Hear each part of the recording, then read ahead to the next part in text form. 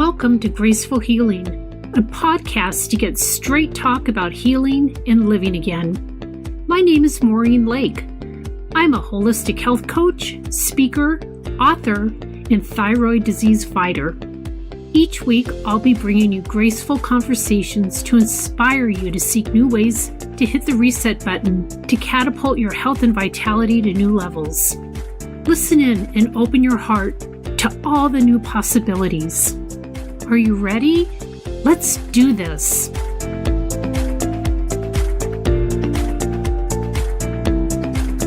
My discussion today with Dr. Becky, a Harvard-trained functional endocrinologist, and now a doctor who's reversing cognitive decline, was magnificent to say the least. I learned so much about dementia, Alzheimer's, and lifestyle changes. In fact, this is pretty frightening. 1 in 10 Americans now has some type of dementia, and almost 2/3 of these Americans are women. Frightening.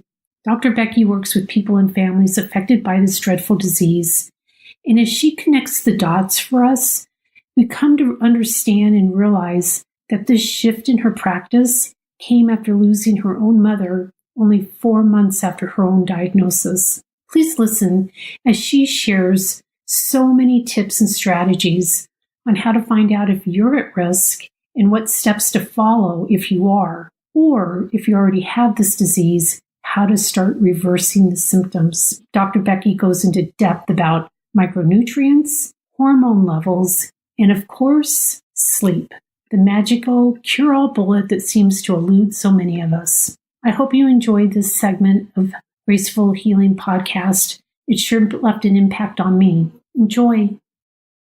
Oh, I'm so happy to have you on the show today, Becky. Welcome. Thanks, Maureen. You cannot even begin to imagine how honored I am that you asked me to participate. I am over the moon thrilled, and it's my hope and prayer that our conversation today can really shed some light on a very scary topic for many people. Oh, I hope so too. And I can't wait to dig into your personal story and how you landed into this field that's such an incredibly important area right now for all of us. So can you share a little bit about your personal journey with us today? Sure, but before I get started, I'd like to give you a teeny little shout out, really a big shout out, because the information that you provide on your podcast consistently in and out is so very valuable. And I sure hope the listeners really appreciate the incredible service that you're giving.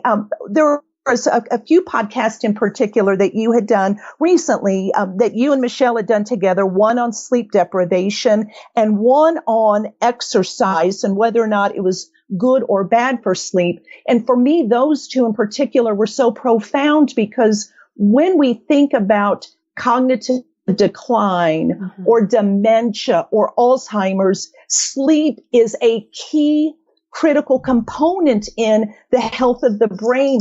So the fact that you're already touching on topics that are so relevant now, whether or not when you went into doing these podcasts, you may not have even thought to yourself, wow, this is really going to be impactful for people with dementia or Alzheimer's. But dang, those topics were really, really powerful. So I just want to say, number one, thank you for putting out incredible content that is so valuable in a whole wide array of health topics. So thank you, because your stuff rocks. And thank you. I just want the world to know that. That's really, really sweet of you. And I can't wait to hear your whole discussion about sleep too, because I do know how important that is. And I know also as women, how we just struggle with it night after night. So I can't wait for you just to dig into all of that. So, but thank you so much. So I will tell you that I am accidentally opening a practice that is going to be focused solely on Alzheimer's. Again, whether or not it's with people that have been diagnosed or whether it is with family members, meaning if you are a child of somebody who was diagnosed and you might be concerned, holy cow, my mom had it or my father had it. Am I at risk? If I am, what can I do? So that's really where my practice is going to focus. And again, that was never my intention. I had my private practice down in the Florida Keys. I focused on endocrinology, functional endocrinology. And I know that you and I would have definitely been soul sisters if you would have been down in the Keys with your journey with Hashimoto's and the things that we would have been able to do together to talk about how functional medicine can really support the health of the thyroid. So that's my love and my passion is endocrinology. But what had happened is my mother was diagnosed with Alzheimer's in June of 2016, and she passed away from Alzheimer's on October the 1st, 2016. Oh. So the date of her diagnosis to the date of her passing was very, very rapid. Right. However, the signs and symptoms were clearly there for many, many years before her diagnosis. The unfortunate part is that her signs and symptoms just got brushed off as other things. And for my family, especially, it was very disheartening because I have one sister who is a clinical psychologist. I have one sister who is a nurse, and then myself as a healthcare professional. So we all have healthcare backgrounds, and my mother was also a nurse. And even though we were seeing signs and symptoms, we knew my mother was seeing a neurologist. And so our thought was, well, the neurologist will let us know if there's anything to be concerned about. And again, for us, unfortunately, the signs and symptoms got missed until it was too late for her. Wow. And so with that, I learned about a lot of other people who lost parents in a similar fashion. And so some of us kind of gathered to talk about our journeys. And from that, in the meantime, I came across a book that was written by Dr. Dale Bredesen, and he's a medical doctor in California. And he wrote a book, and the name of the book is The End of Alzheimer's.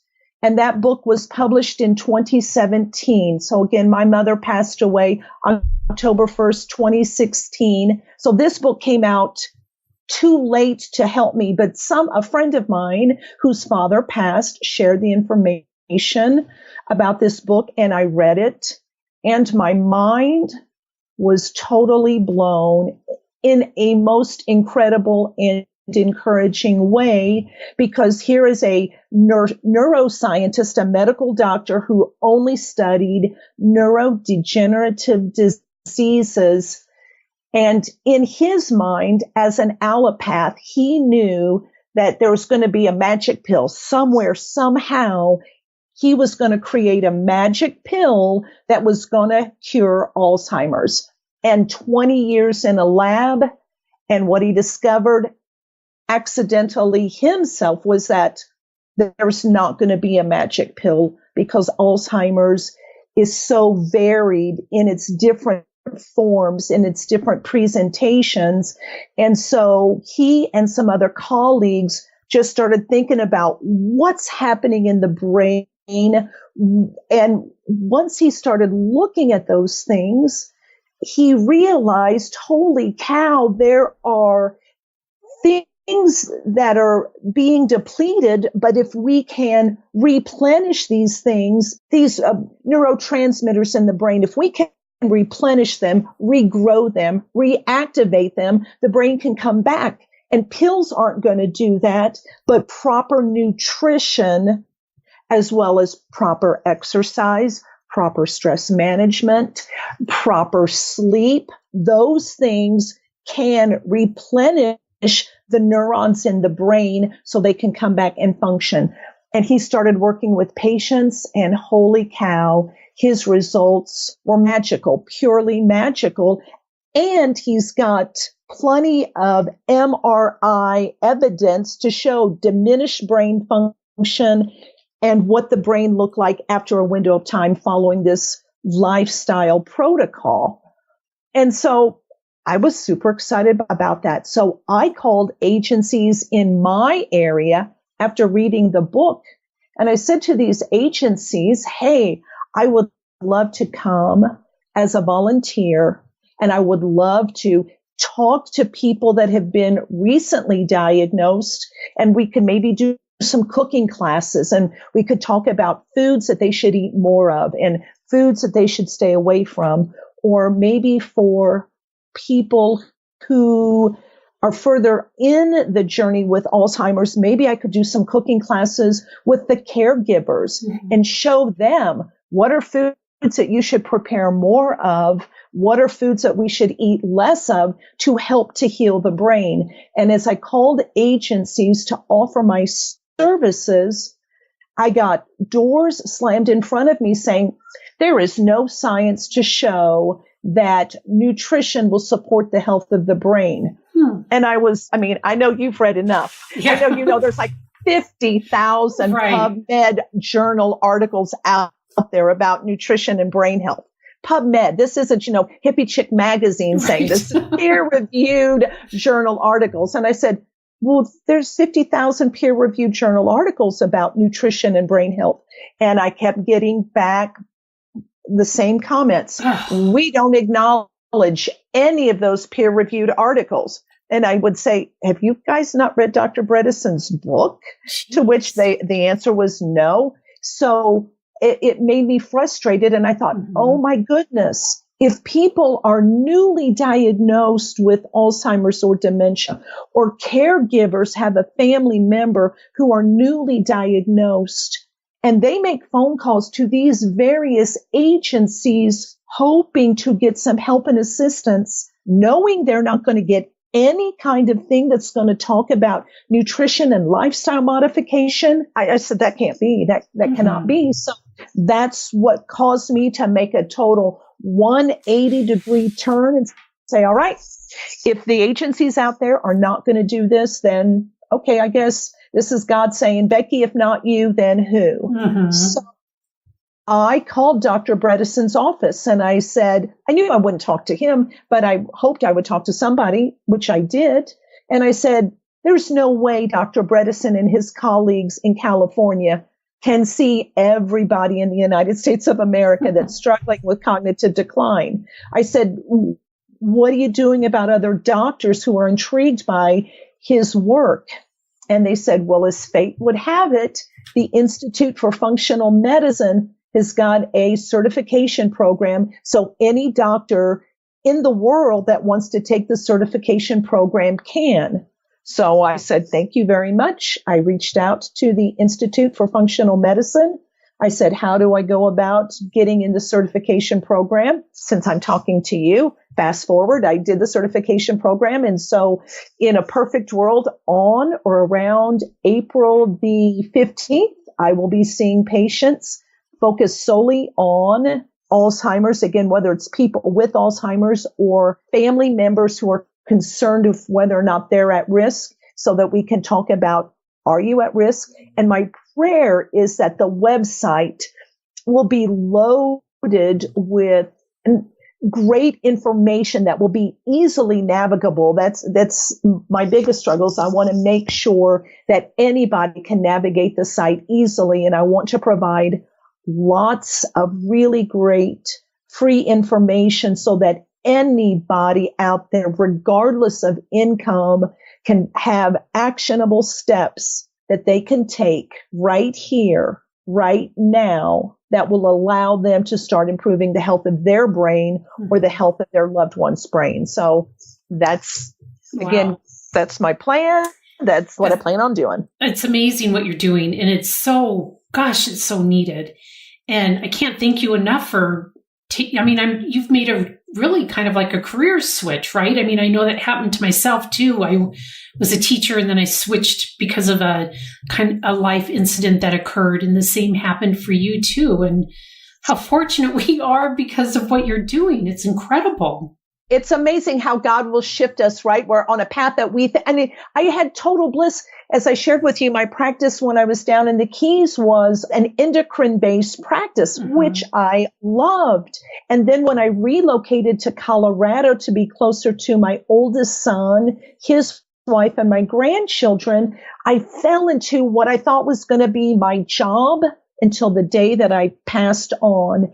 And I was hired to write curriculum for students that were getting either their certification in clinical nutrition or their master's in clinical nutrition. And so I was writing curriculum. One of the courses I was blessed to write was nutrition for endocrine and reproductive health. Again, I love endocrinology. So if I can write curriculum for nutrition students to then be able to impart to their clients, again, I felt like I was passing the torch instead of me being in private practice, seeing endocrine patients. I was training up the next generation of nutritionists to supply them with the information they needed.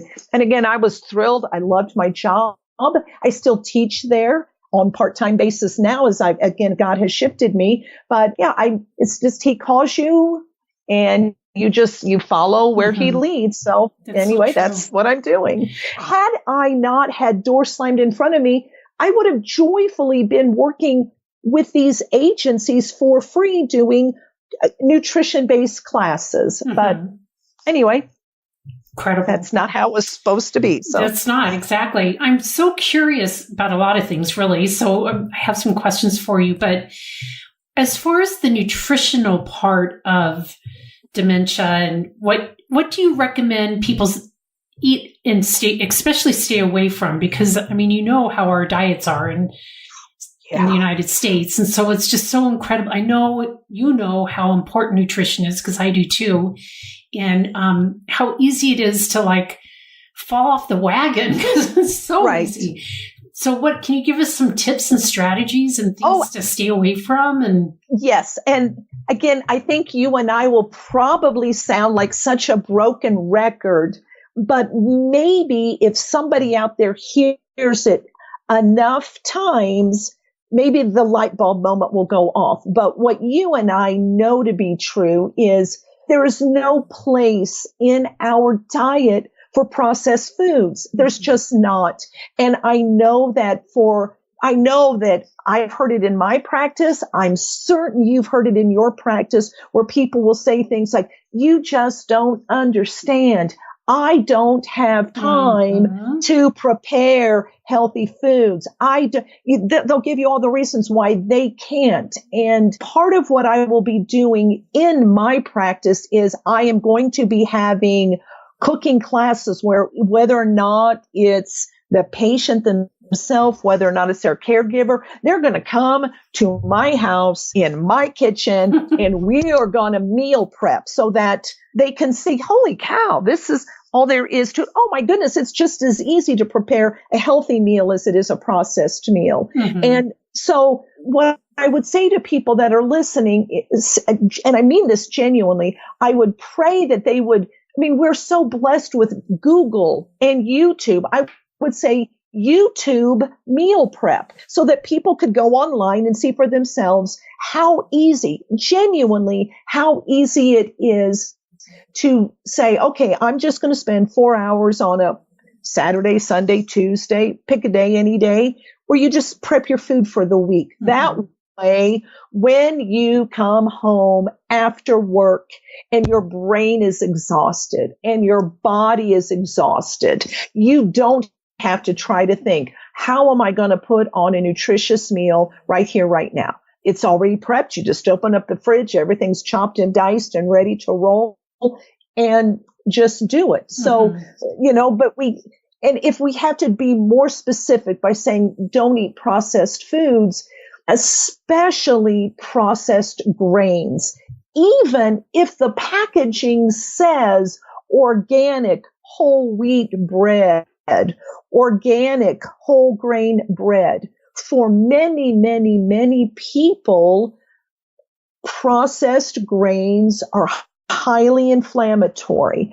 And Dr. Bredesen, in the work that he did, discovered there's not one type of Alzheimer's. There are actually 6 distinct types that he's come across right now. And of those 6 distinct types, there are 3/4 that are really, really common. And one of the forms of Alzheimer's that's very common is an inflammatory form, which means the brain is highly inflamed, and processed grains are one of those things that inflames the brain. So we just have to say bread is really off the table. Pasta is really off the table. As heartbreaking as that is, those are foods that, at least for a window of time, until we can get those inflammatory markers under better control, those kinds of foods just need to go away again until we get markers back to where they need to be. So processed foods, artificial sweeteners, and those are some things that when we think about artificial sweeteners, still in the AMA community, the American Medical Association community, they still consider artificial sweeteners to be part of a healthy lifestyle. And artificial sweeteners are definitely neurotoxins. They destroy brain cells. And so if there are people out there, and my mother, my entire life on this earth, I never, ever, ever saw my mother drink water. I never saw her drink juice. I never saw her entire life. The memory, first thing in the morning, I would hear the sound of a can opening. Yeah. And back in the day, it was Tab. All day long, she drank Tab. So from morning, noon, and night, Tab. And then when Tab got replaced with Diet Coke, and there was even a time when I took her to one of her neurology appointments. The neurologist had looked at her brain and was talking about what he called Swiss cheese holes. I mean, that you could see all these little holes in her brain that looked like Swiss cheese. And I even said to the neurologist, do you think the fact that the only thing she drinks from sunup to sundown is diet soda, do you think maybe the artificial sweetener might have any role in her brain looking like this? To which, of course, the neurologist, of course not. There's no way the diet sodas could do that. So again, the part that's discouraging is when you have clients, when I have patients who come in and say to us, oh, but my neurologist told me, or my real doctor told me, or my primary care doctor told me, this has nothing to do with my, fill in the blank, my whatever health challenge, then it's a struggle for us because our clients are confused. Right. How do they know who to believe if the medical community is telling them one thing and then we're trying to tell them something else? So it is a struggle and it is a challenge. But what you and I know is what our grandmothers and their grandmothers told them. You have to eat right and exercise. You eat right, which means you have to eat real food. Exactly. You have to eat vegetables. You have to eat fruit. If you can do that, holy cow, there's a whole myriad of things that can happen to our physiology just by eating real vegetables and eating real fruit. It's so frustrating with the medical profession, in my experience. I just wish they'd all go back to school. And, just take a couple of classes and make sure one of them's in nutrition, because the odds are that they ever got a class in nutrition is slim and next to nothing. Right. And yes, you're 100% correct in that. And again, I am so thrilled that we now have the Institute for Functional Medicine, where doctors who have been trained in the allopathic model, once they get their doctorate, what's happened, and I know that you've seen this time and time again, is doctors go into private practice with such grandiose ideas that they are going to make the world a healthier place. And unfortunately, they watch their patients getting sicker and sicker and sicker following the medical model. And there are plenty of doctors who say, this is not what I signed up for. There's got to be a better way. And so, I think about people like Dr. Steven Sinatra, a board certified cardiologist who now takes care of his cardiac patients in a functional medicine protocol. Dr. Mark Hyman, who is the founder of the Institute for Functional Medicine, the same thing. He went into private practice thinking he was going to make the world healthier. And he realized the medical model isn't. And so the good news is the paradigm is shifting because a lot of docs are getting discouraged. We're not there yet, but and I was blessed. I got some of my clinical nutrition studies done at Harvard Medical School because they now have in place something that's called a lifestyle medicine program. And the lifestyle medicine program is much like the functional medicine program, where they're saying, we can't just say give everybody a pill. There's got to be more to it than that. How can the patients be proactive with their health in lieu of being reactive with their health? So that's awesome. It's shifting, but yeah, there's still a lot of work to be done. And thank goodness that you are out there doing the work that you're doing to help your clients navigate these waters to make wise decisions with their health, because it's up to us individually, right? We have to say, we are going to take charge of our health. We can't play the passive victim where we just say somebody's going to give us a pill and everything will be okay. Right. The Band-Aid doesn't work anymore, if it ever did. Right. Right. And it didn't. Right. It didn't ever. So with your background in endocrinology and all that, is there like a hormonal relationship with Alzheimer's also, or? Bing, exclamation point, fireworks are going off over my head.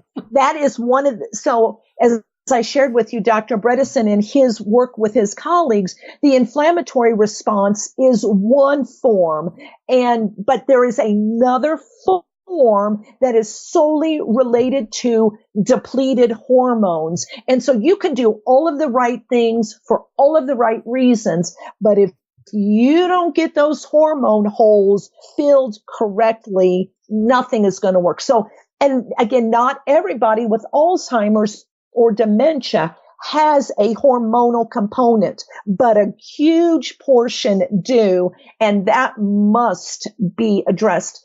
And that, I will tell you, shocked me to my core, which you would probably find odd if my practice was in functional endocrinology.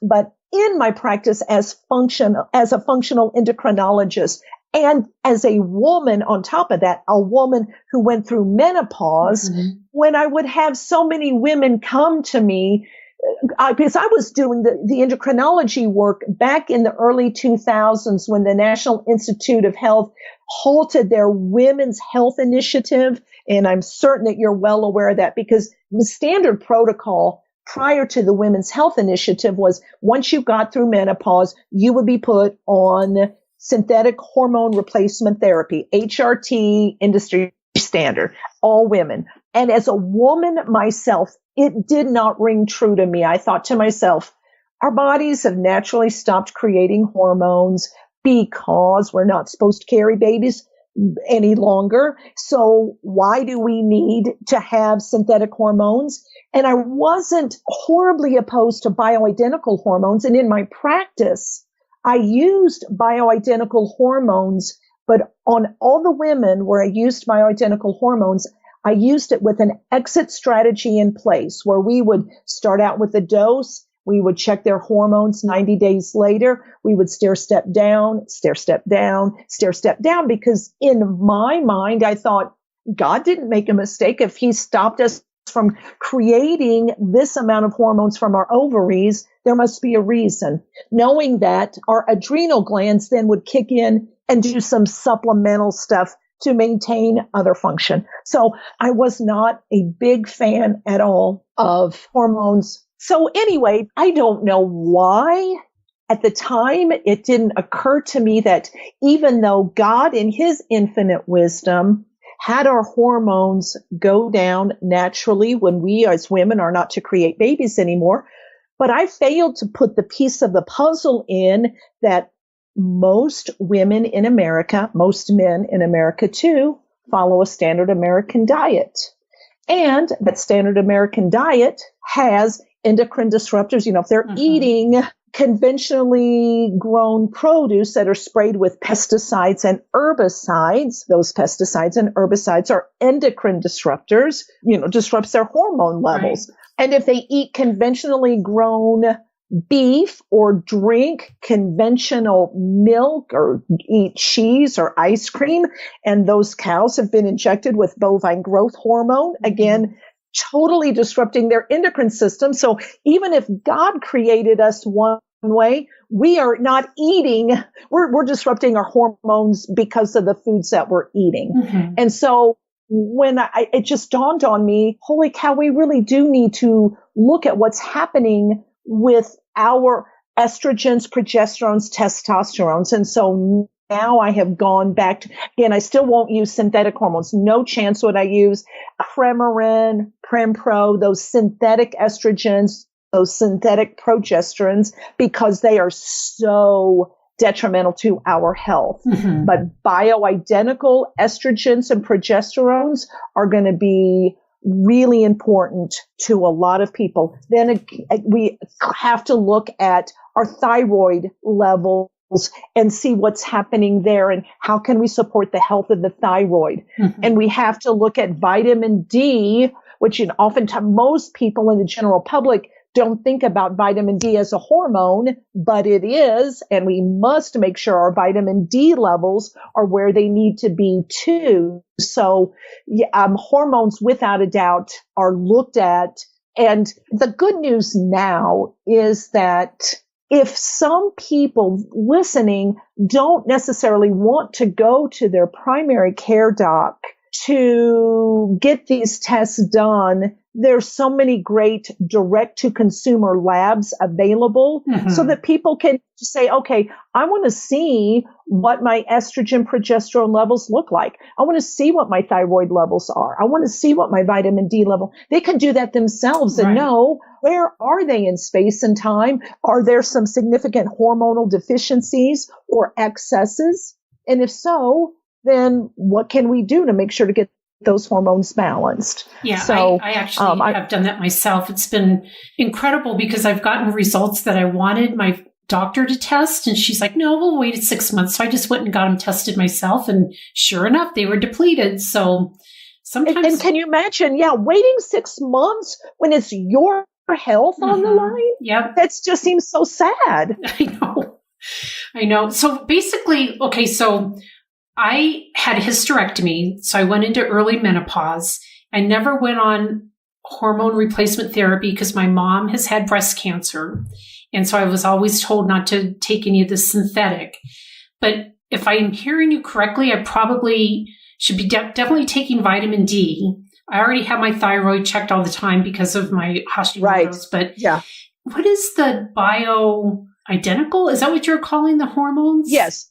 Bioidentical hormones. That's correct. So that they are hormones that structurally are identical to what our estrogen would look like. That's the key word. Mm-hmm. So it's not like it's got one carbon chain that's off just a little. Oh, it's kind of close. Let's use it. No, structurally, it is exactly the same as the estrogen your body would produce, or the progesterone that your body would produce, or the testosterone.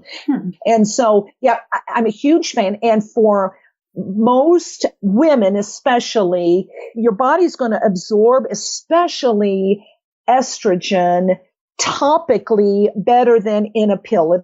It'll just get to the bloodstream more effectively, more efficiently, without worrying about it going through the digestive process. And also with progesterone, either topically or sublingually, again, bypassing the digestive process is going to get it to the system better. But it's easy enough to get some labs done to say, okay, if I am a postmenopausal woman, because even though you had the hysterectomy, your adrenal glands, the role of the adrenal glands post-menopause in women, one of the many, is to make subsequent amounts of estrogen and progesterone. Your adrenal gland will do that. And not enough to sustain a pregnancy, but enough to sustain all the other hormone functions. Estrogen and progesterone, critically important for cardiac function and for brain health.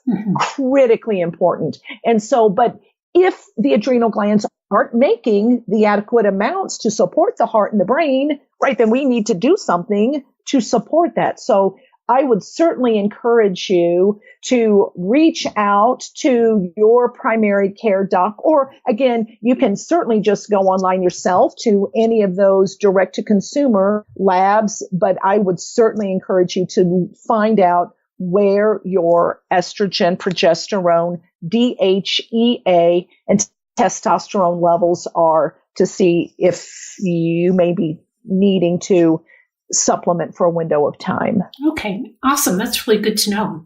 And then I can't let you go without talking about sleep, because I do understand the importance of it, obviously, and I struggle with it every night. I know that when we're asleep and have a good sound quality sleep, our brain actually washes all the debris away. And so that's one reason why our sleep is so vitally important. But any tips or strategies you can share to help some of us like chronic non-sleepers out there to maybe get a better night's sleep? And what do you think of Tylenol PM? Because I'm like really tempted to buy a bottle. Okay, please no, please no, don't ever, please, the Tylenol, acetaminophen is so detrimental to our internal organ, significantly detrimental. So please no, please don't do that. Good to know. So yeah, but what would I recommend? So the first thing, if I would want to know about what is happening with your adrenal gland, and this is one, in almost all cases of poor sleep, there is an adrenal gland dysfunction because the adrenal gland is responsible for fight or flight. Mm-hmm. And so if we are overstressed, and holy cow, is America overstressed or what? So again, in a perfect world, the adrenal gland would say, hey, there's stress out there. I'm going to address this stress. As soon as it is now put to bay, then I'm going to turn off, and kind of like turning a light switch on and off. In a perfect world, that's what we want our adrenal gland to do. Kick on when there is stress present, turn off when there is not. But for most Americans, either the adrenal gland is totally stuck all the way in the on mode, or the adrenal gland is kind of like a dimmer switch in that it is gone down a little bit. So it's not fully illuminating a room, but it's sort of illuminating a room.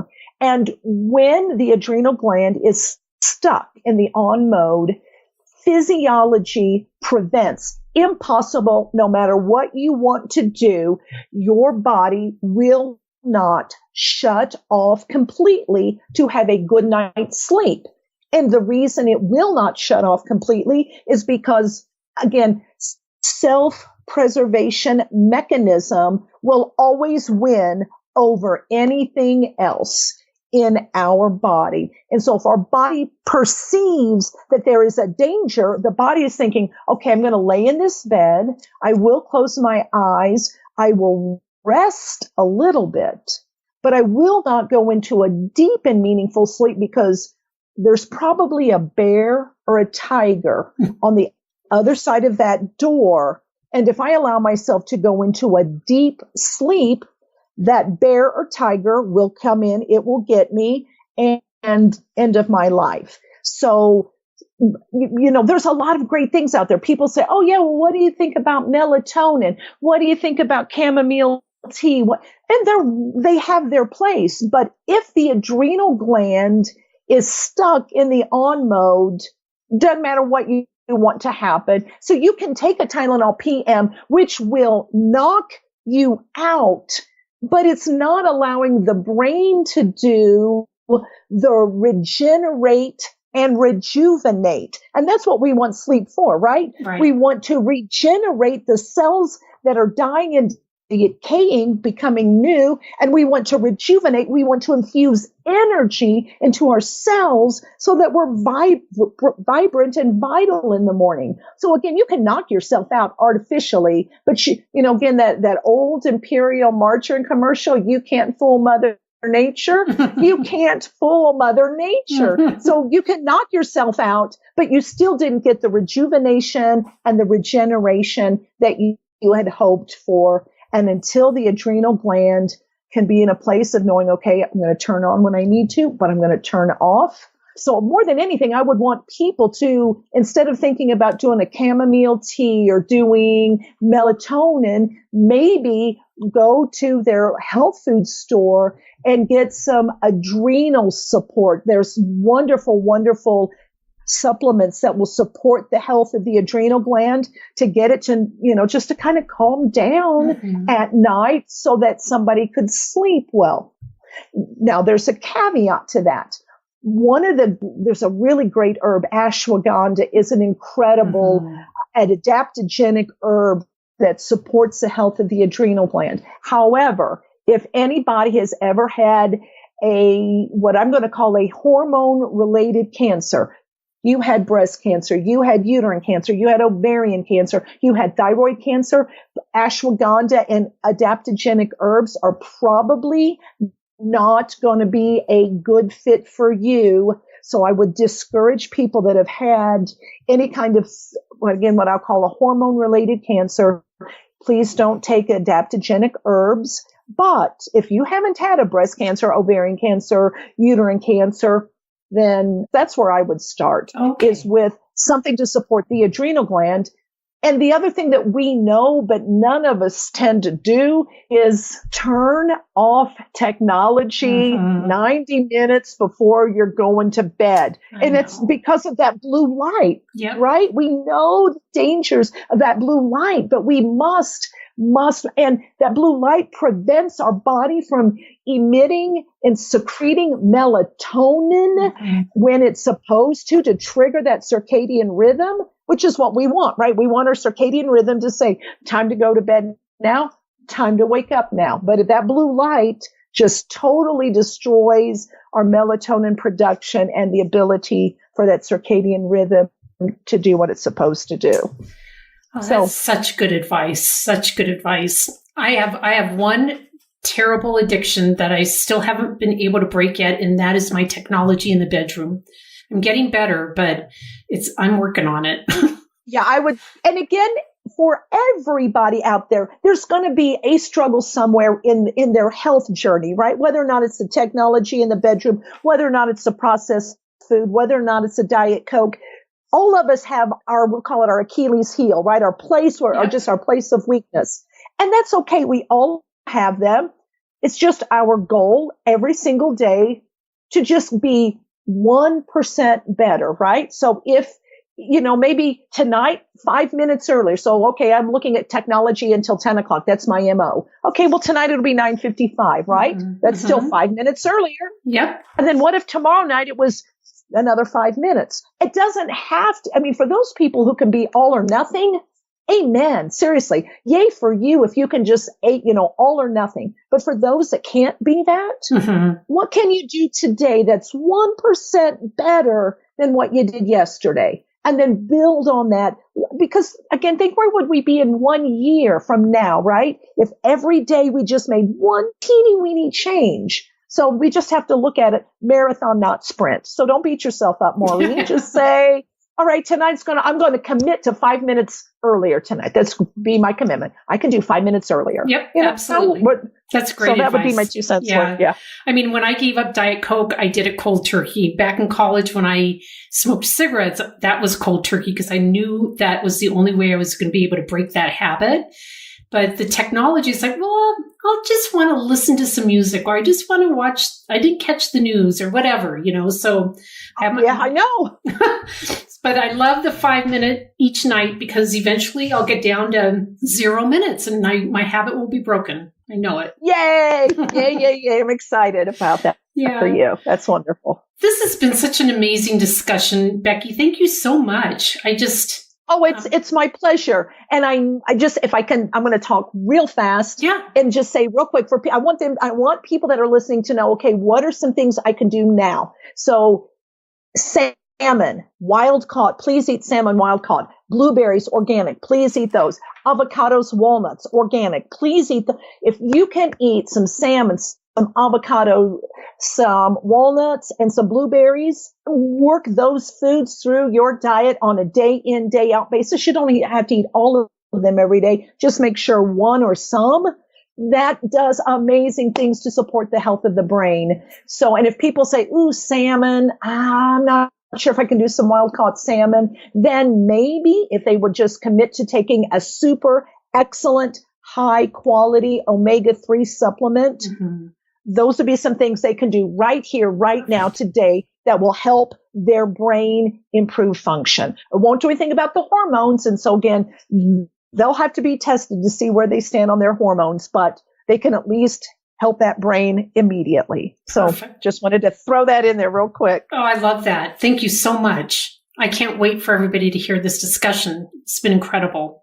And yes, and more than anything else, I want people to know that are listening, please, if you're concerned right here, right now, even if you don't want to spend the money to buy the book, The End of Alzheimer's by Dr. Dale Bredesen, go to your library. If they don't have it on the shelf, they will get it for you. That's why we have a library system. Go to the library, get the book, read the book, because you will absolutely feel so empowered and inspired to know this diagnosis does not have to be the death sentence I was told it was. I can help my mom, or I can help my dad, or I can absolutely help me, because the book, The End of Alzheimer's, outlines step by step by step, what do you need to do to support the health of your brain and regain your health.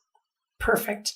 And I know for my listeners, Dr. Becky's website won't be up until after April 15th. But in the meantime, she's going to share her email address with you. And I'll also put it in the blog post so you can just link directly there.